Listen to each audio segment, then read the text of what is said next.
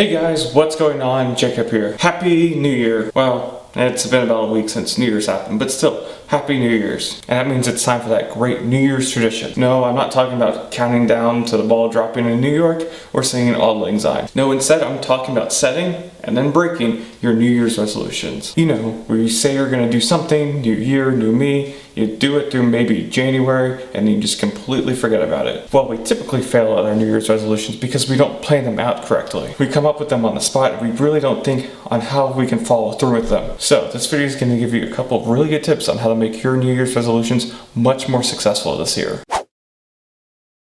What has helped me be better about my New Year's resolutions is not to think of them as a bunch of random goals, but rather as a roadmap of how I want my life to be for the next year. For example, a couple of years ago, I said I wanted to build a video theme for the WordPress theme directory.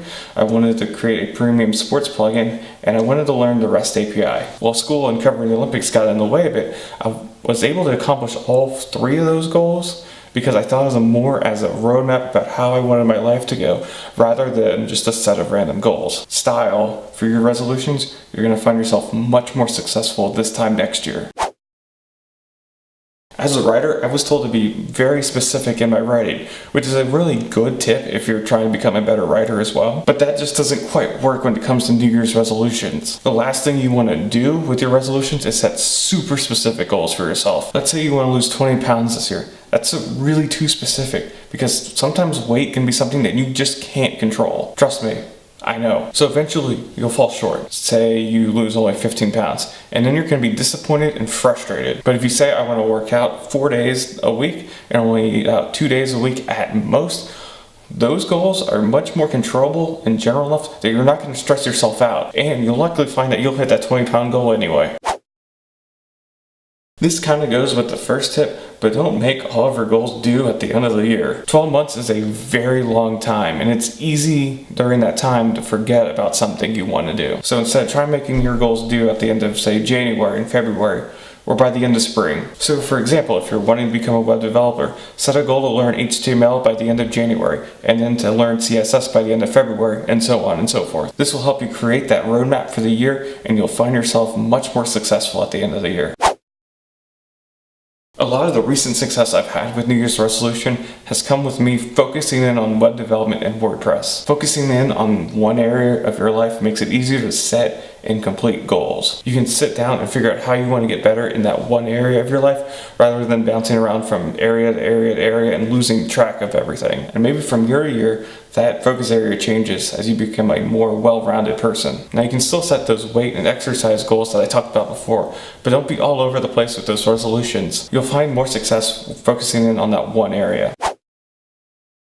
And finally, if you don't complete the resolutions, don't beat yourself up about it. Sure, you can be disappointed. That's just human nature. Beating yourself up over missed goals can make you not want to do them the next year. And that makes self-improvement that much harder. Trust me, I've been there. So if you happen to fall short of your resolutions and goals this year, don't beat yourself up about it. You'll do much better next year anyway. So now that we've gone through how to come up with more successful goals, here are some of my resolutions for 2018.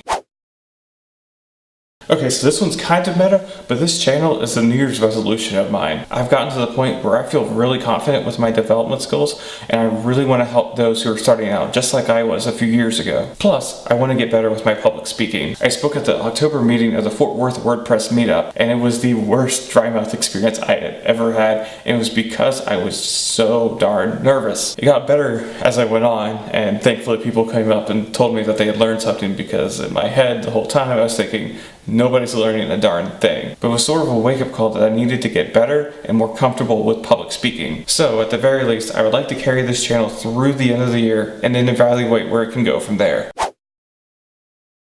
This past year, I've become even more comfortable with the WP REST API and have started to learn more advanced JavaScript. I somehow managed to learn basic gulp and Webpack skills and even built a couple of starter themes for myself using Vue.js. But I want to continue that into this year. I want to learn even more gulp and Webpack to make my workflow better, and I also want to be able to build starter themes in Angular and React as well. As I mentioned before, I feel comfortable with my web development skills, but my web design skills are a bit lacking in comparison. I'll admit that I'm not really a creative person. For whatever reason, being creative with design just isn't something that comes naturally for me. But I do want to get better, and I want to feel more confident in my web design skills. So I plan on doing more reading about, and most importantly, doing more web design, even if it's just for fake sites, so that I can get better.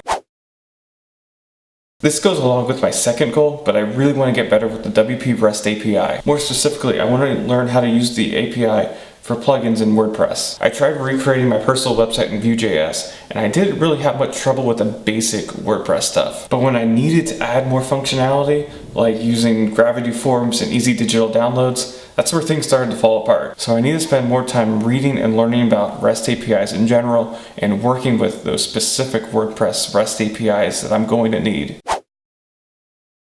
So this one's kind of embarrassing to admit as a WordPress developer, but I've never really worked with WooCommerce before. And now is the time to learn about how it works and how to develop with it. I've already been asked a couple times if I wanted to work on projects that dealt with WooCommerce, and I've had to turn them down because I don't really want to waste their time and money. So that's going to change. Hopefully by the start of summer, I'll be a comfortable developer with WooCommerce. So that's what I have on my plate for this year. I hope this video has been helpful for those looking to make goals for this year and beyond. If you have any questions about New Year's resolutions, feel free to leave them in the comments below, and I'll do my best to answer them. And I also want to hear from you. What are some New Year's resolutions that you have for yourself, and how are you going to accomplish them? But that's all I have for today. Happy coding in 2018, and remember to practice safe coding practices.